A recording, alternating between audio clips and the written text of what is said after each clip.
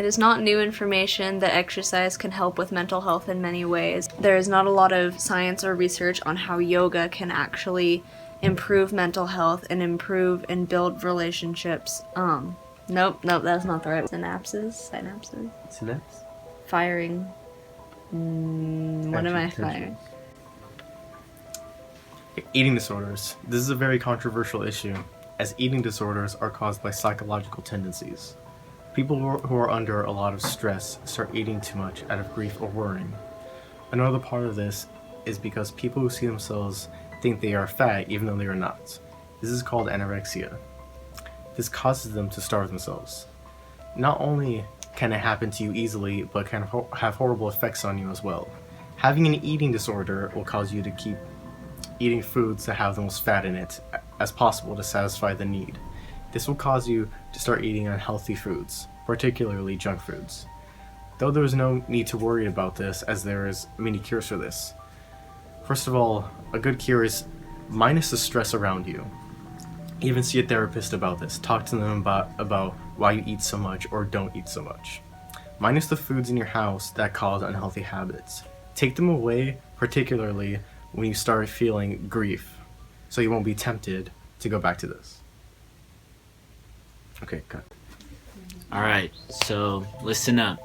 Omega-3 fatty acids are good acids, okay? Your body does not produce these, and they help fight against, what's the heart disease? Atherosclerosis. Yeah, what he said. Alright, so next up we got vitamin E. It protects you from free radicals. Now what free radicals are, they when you eat food, what happens in your cells, in your DNA, and sometimes bad things can happen. Those bad things are called free radicals, and they can make your cells act dumb or they can die. So vitamin E. And okay. Do this. Look at my notes. Are you recording? So one of the biggest and pressing issues back then was that the question of how the brain worked.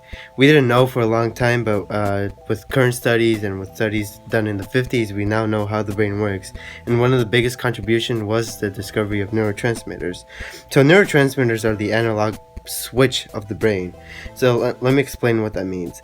Our brain consists of many things, but one of the main components is a neuron. A neuron is a long cell that transmits action potentials. Action potentials are basically just a signal that your brain generates in order to send an electrical waveform across the neuron and into the next. And that works kind of like a phone. So when one neuron literally fires an action potential to the next neuron, they communicate with each other, and doing that basically gives you the human experience. And the way that they actually do that is by converting electrical signals into chemical signals, and those are the chemical signals that you see in drugs or you see in something like what Angela will talk about.